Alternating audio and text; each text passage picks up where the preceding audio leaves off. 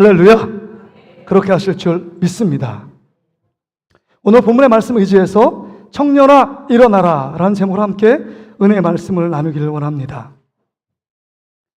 제가 장례를 많이 치른 목사 중에 하나인데 기억나는 장례가 있습니다. 정말 어려운 장례가 있어요. 정말 충격적인 장례가 있었습니다. 그거는 이제 발인 예배를 드리고 하간 예배를 드리기 위하여 장지, 공원 묘지에 도착을 했습니다. 지방이었던 것으로 기억해요. 그래서 장례위원들, 조객들, 우리 성도들이 한 30명 정도 시신을 들고 내 앞에서 제가 이제 집례를 하면서 찬양을 부르며 따라왔는데요. 백발의 흰 노인이 막 달려오는 거예요. 장례 지금 못한다고 손살을 치면서 장례 중지하라고 막 이러는 거예요. 너무 황당했습니다. 그래도 고인의 마지막 가는 길인데 여러분 장례를 막으면 안 되잖아요. 근데 지금 관을 내리기 직전에 막습니다. 이유는 뭐냐면 그렇게 얘기하는 겁니다. 고인과 어떻게 되는 문중 내가 어른인데 내가 해시계를 보니까 지금 시신을 내릴 시간이 아니라고. 시신을 내리면 우리 가문이나 이 마을에 화가 임할 거라고. 우리 믿는 자들에게 말도 안 되는 상식 밖의 이야기를 합니다. 그래서 막 화를 내시는 거예요. 그러니까 은혜스럽게 장례를 끝내야 되는데 싸울 수 없잖아요. 그래서 장례를 멈췄습니다. 그게 한 7월 달인데 땡볕이었는데 그 공원 묘지에서 그늘 하나 없는데 3시간 동안 기다렸던 기억이 있습니다. 오늘 본문에 보면 무례한 한 사람이 등장합니다. 너무 슬픔의 장례예요. 나인성 과부의 독자 그 아들 하나, 남편도 없습니다. 기댈 곳이라는 건 자기 독자 아들밖에 없었는데 그 아들이 죽었습니다. 너무 비통하고 너무 슬프고 너무 슬픔에 찬 장례를 치르고 있습니다.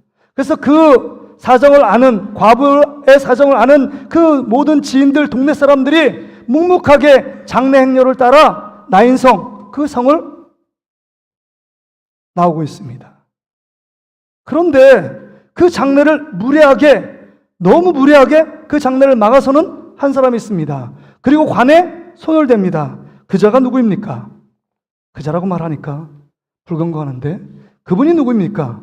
그분이 예수 그리스도입니다.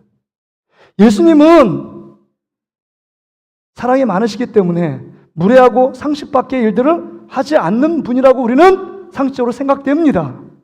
뿐만 아니라 슬픔의 장례를 더 위로하고 힘을 주어 그 장례가 아름답게 은혜 중에 끝나도록 도와야 될 분이 예수님 아니십니까? 그럼에도 불구하고 그 장례를 막아서서 심지어 그 장례관에 손을 얹습니다. 손을 얹는 건 율법에 보면 부정한 행위이기 때문에 마을에서 7일 동안 격리될 수밖에 없습니다. 예수님의 사역이 지금 엄청나게 많이 남아있는데 부정한 일들을 예수님이 그 모든 것을 아심에도 불구하고 왜 고의적으로 장례를 멈춰서고 관에 손을 얹은 것일까요? 이것은 분명한 이유와 목적이 있습니다. 분명한 이유와 목적은 이것입니다. 공개적으로 장례를 따르는 행렬들과 예수님을 따르는 모든 자들 앞에 내가 사망의 권세를 이기고 부활시킬 수 있는 유일한 분이라는 사실을 만천하에 지금 알리기 위함입니다. 나사로를 살린 사건, 야이로의 딸을 살린 사건, 그 사건을 통하여 예수 그리스도가 부활의 그 주체가 되시고 그 예수 그리스도를 믿는 모든 사람은 죄와 사망의 문제에서 매이지 않고 영원한 영생, 부활의 그 기쁨을 누릴 수 있는 그런 사람이 된다는 사실을 지금 예수님께서 이 나인성 과부의 아들을 살리는 사건을 통해서 보여주고 있는 것입니다. 그러기에 예수님께서 뭐라고 말씀하십니까? 요한복음 11장 25절 26절에 보면 나는 부활이요 생명이니 나를 믿는 자는 죽어도 어떻게 된다고요? 죽어도 살아서 나를 믿는 자는 영원히 죽지 않는다. 이 말씀을 하고 계십니다. 이 약속의 말씀이 성취될 수 있도록 지금 샘플로 나인성 과부의 아들을 살리는 사건을 진행하고 있는 것입니다. 그러기에 장례를 막아섰고 그 다음에 관에 손을 얹은 것입니다. 여러분, 이 사건을 보면서 우리가 정말 깨달아야 될 첫 번째 것은요, 우리 모든 사람은 다 죽음을 향하여 가고 있다는 겁니다. 누구 하나 없이요. 아마 나인성 과부 그 어머니도요, 아들을 살리기 위해 몹쓸 질병에 걸려서 아들이 죽어가는 장면을 보면서 이 아들을 어떻게 하면 살릴까 전전긍긍하며 용한 의사나 용한 한의사를 쫓아가지 않았겠습니까? 자기가 갖고 있는 돈 없는 재산을 구워서라도 이 아이 한 명만 고치면 소원이 없는 것 아닙니까? 삶의 희망이고 근거였던 그 아이가 죽어가는 그 모습을 보면서 여러분 얼마나 마음이 안타까웠을까요? 그럼에도 불구하고 부모의 노력, 부모의 사랑이 있어도 죽음을 멈출 수 있고 막을 수 있는 사람은 한 사람도 없습니다. 우리의 인생의 시간표 외에 그 시간표에 걸어갈 수밖에 없는 것입니다. 우리는 죽음을 향하여 달려가는 것입니다. 이거를 잘 상징적으로 볼 수 있는 사진 하나가 있습니다. 사진 보여주시죠. 이게 뭡니까? 모래시계. 모래시계 하면 뭐 최민수가 나왔던 그 모래시계만 드라마만 생각하는데 이 모래시계 아니에요. 모래시계. 떨어져 있는 것도 있습니다. 인생을 산 시간입니다. 위에 있는 모래는 지금 앞으로 살아갈 나를 보여주고 있는 것입니다. 마지막에 어떤 인생의 그 시간표 앞에 여러분 위에 있는 모래가 다 떨어질 날이 있다는 거예요. 누구도 죽음을 피할 수 없고 누구도 죽음을 막을 수 없습니다. 죽음의 문제 해결하셨나요? 가장 우리가 두려워하는 게 죽음의 문제 아닙니까? 이 죽음의 문제 앞에서 우리 모든 사람은 속수무책으로 다 죽음으로 달려갈 수밖에 없습니다. 그래서 히브리서 9장 27절에 사람이 한 번 죽는 것은 하나님이 정하셨다고 말합니다. 그 위에 심판이 있는 것 아니에요? 우리는 모든 사람은 다 동일하게 사장이 됐든 말단 직원이 됐든 다 죽습니다. 목사가 됐든 성도가 됐든 동일하게 모든 사람은 죽음을 향하여 가고 있는 것입니다. 사람의 편차가 있을 뿐이지 이 모래시계는 멈추지 않고 계속적으로 흘러내리고 있다는 사실을 기억해야 합니다. 이 죽음에 이르는 모든 것은 죄 때문입니다. 그래서 오늘 본문에 보면 13절 보세요. 주께서 과부를 보시고 불쌍히 여기사 울지 마라 하시니, 진정으로 울지 말라 말할 수 있는 분이 누가 있겠어요? 옆에 지인들이요? 동네 이웃들이요? 여러분, 아들을 다시금 살릴 수 있을까요? 그 슬픔을 위로할 수 있을까요? 말로는 울지 말라 하지만 그 말에는 힘이 없습니다. 그럼에도 불구하고 사망과 죽음의 권세를 이기시고 부활시킬 수 있는 오직 한 분 예수님이 지금 이 여인에게 울지 말라라고 말씀하고 있습니다. 왜요? 그 영혼을 사랑하기 때문에요. 죄 가운데 모든 사람이 죽음의 길을 걸어가고 있고 슬픔, 아픔, 고통, 미움, 시기, 질투, 그 다음에 관계의 갈등, 이 모든 것은 죄에서 파생된 것을 아시고 죄의 끝은 죽음을 향해 달려가는 줄 아시고 이 모든 슬픔과 고통 가운데 머물러 있는 과부의 모습, 그 모습이 우리들의 모습입니다. 죽음, 사망을 정말 이길 수 있는 길을 알지 못하는 우리의 모습, 절망과 낙심의 상태, 엄청난 슬픔의 상태에 놓여 있는 자들이 우리예요. 우리를 불쌍히 여겼대요. 불쌍히 여기다가 컴패션 아닙니까? 함께 아파한다. 컴 플러스 패션. 패션은 열정이라는 뜻도 있지만 아파하다, 고난이라는 뜻이 있잖아요. 컴 함께, 투게더, 함께 아파하는 예수님, 우리의 고통, 우리의 죄악 때문에 슬퍼 죽음을 향하여 속수무책으로 내려갈 수밖에 없는 우리들을 사랑해 주셔서 우리를 지금 죽음으로 달려가는 그 여인을 울지 말라라고 막아서시고 이 장례를 멈추게 하신 것입니다. 그리고 어떻게 하셨나요? 14절 말씀 보세요. 가까이 가서 그 관에 손을 대시니 맨 자들이 서는지라 예수께서 이르시되 청년아 내가 내게 말하노니 일어나라. 죽은 이 청년에게 예수님이 말씀합니다. 청년아 내가 내게 말하노니 일어나라.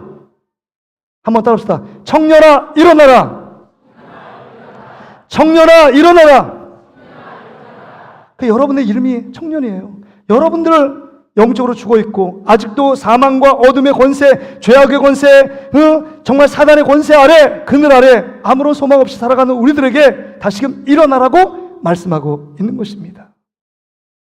여러분, 예수님이 왜 간에 손을 댈까요?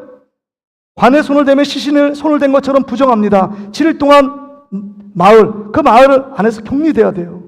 근데 여러분, 왜 관에 손을 대신 겁니까? 손을 대자마자 죽음과 사망의 권세는 힘을 잃고 새 생명과 부활의 역사로 이 아이가 일어나서 말도 하잖아요. 이런 역사는 예수 그리스도를 믿을 때 이런 역사가 생기는 줄 믿습니다. 다시금 우리의 정말 나태하고 게으르고 정말 우리의 이 영적인 힘이 빠져있는 우리의 모습 속에 다시금 예수 그리스도를 믿음으로 나를 위해 십자가에 죽으시고 부활하신 예수님으로 일어나는 저와 여러분 되시기를 주의 이름으로 축복합니다. 그렇다면 여러분, 말씀을 정리할게요. 우리가 부활신앙을 갖고 있는 우리들은 어떻게 삶을 살아야 되겠습니까? 여러분에게 질문 드릴게요. 여러분은 지금 사망 가운데 달려가는 나인성 과부의 죽음의 행렬 안에 포함된 행렬입니까? 아니면 다시금 예수 그리스도의 행렬, 예수 그리스도 안에 영생과 기쁨과 부활과 다시 사는 소망의 인생 가운데 있는 예수님의 행렬에 포함되어 있느냐 하는 것입니다. 다시금 우리의 구원을 점검해야 돼요. 내가 지금 무엇을 따르고 있는가, 무엇을 믿고 있는가, 세상 가운데 무엇을 붙잡고 있으면 나는 진짜 행복한 사람이야, 나 이것만 있으면 진짜 남부럽지 않게 살 수 있어. 이것이 예수 그리스도가 아니라면 내려놓으셔야 합니다. 그것 때문에 더 고통스럽고 그것 때문에 더 슬픔을 느끼고 그것 때문에 더 괴로운 일이 생기게 되어 있습니다. 그러게 여러분, 우리가 이 부활신앙으로 다시금 이 청년이 일어났던 것처럼 일어나기 위해서는 다시금 예수 그리스도가 나의 죄를 위해 십자가에 죽으시고 부활하신 온전한 우리의 주인이시며 왕이심을 믿는 믿음 가운데서는 저와 여러분 되시기를 주의 이름으로 축복합니다. 제가 지난주에 금요기도 얘기했죠. 북한에 온 탈북한 여성의 간증을 제가 듣고 너무 많이 울었어요. 너무 저희들의 신앙과 너무 괴리가 있었어요. 그 사람이 정말 삶 때문에, 예수 믿을 때문에 탈북한 게 아니에요. 북한으로 가가지고 자기 목숨 부지하기 위해서 중국에 가가지고 몸 팔면 그 다음에 자기의 가족들을 살릴 수 있을 거라고 생각해서 중국의 노예처럼 인신매매처럼 팔렸답니다. 근데 아무런 일도 할 수 없어요. 그래서 이제는 안 되겠어요.